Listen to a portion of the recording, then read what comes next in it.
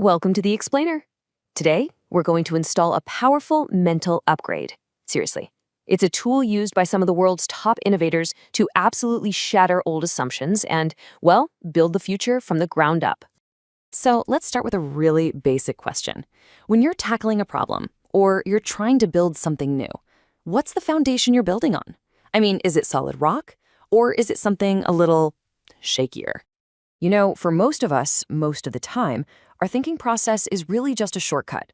We look around, we see what worked for other people, what's been done before, and we basically just copy the blueprint. It's fast and it feels safe, right? But it hides this massive risk. We might be building on sand. And this brings us to two totally different ways of thinking. On one side, you've got reasoning by analogy. That's just copying the houses on the block. But on the other, you have reasoning from first principles. That's designing a completely unique structure starting from its absolute solid foundation. Okay, let's dive into this first one because it's so important. We're going to diagnose the default bug that's running in almost all of our thinking software. Right, so reasoning by analogy is our brain's go-to move. It's our default setting. We see that other people opened a coffee shop and did pretty well, so we think, hey, I should open a coffee shop too. We're just assuming that because something worked in the past, it's going to work again in the future. But here's the catch, the fatal flaw that the philosopher David Hume pointed out centuries ago.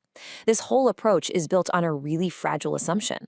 All it takes is one single thing to go differently, one black swan event, to completely shatter a conclusion that was built just by copying what came before. So, if reasoning by analogy is a trap, what's the alternative? What is this powerful upgrade we've been talking about? It's about learning to think like a physicist. You completely ignore what everyone else is doing, what's popular, or what's been done before. Instead, you break a problem down to its most fundamental, most basic, undeniable truths. These are the axioms. This is the bedrock that you can then build real, solid logic upon. And listen, this is not some new age idea. Aristotle was talking about this stuff over 2,300 years ago. The ancient Greek mathematician Euclid was a master at this. He didn't go out and measure the world. No, he just started with a few simple, self-evident truths, like a straight line can be drawn between any 2 points. And from that tiny foundation, he built the entire system of geometry we still use today. It's incredible. Okay, so let's jump in to the really cool part. Let's see how this ancient way of thinking builds absolutely revolutionary results in the modern world. So when Elon Musk was getting into the electric vehicle game, this was the truth that everybody in the industry just accepted. It was fact. This was classic reasoning by analogy. The price was high because, well, the price had always been high. End of story.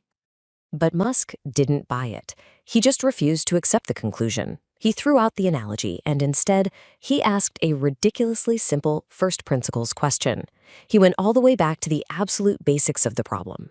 He completely deconstructed the problem. He broke the battery down into its individual parts.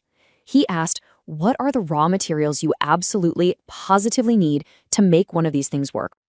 And this, right here, shows you the incredible power of this method. He looked up the actual market price for these raw materials and discovered their combined cost was only about $80 per kilowatt hour. That whole $600 price tag, it wasn't a law of physics. It was just a leftover from old, inefficient ways of doing things. A massive, massive opportunity was hiding there in plain sight.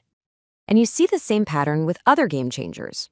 The rest of the industry thought the first principle of a phone was, making calls.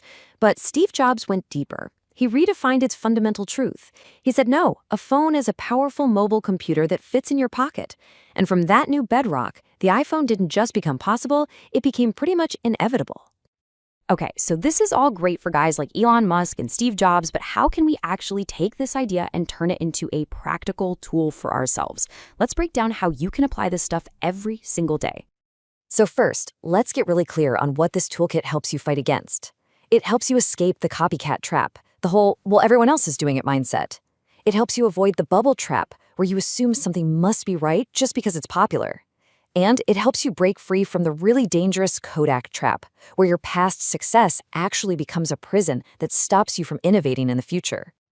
So here it is, the crucial point, a simple 4-step process. First up, you have to define the real problem, not just the one on the surface. What are you truly trying to do?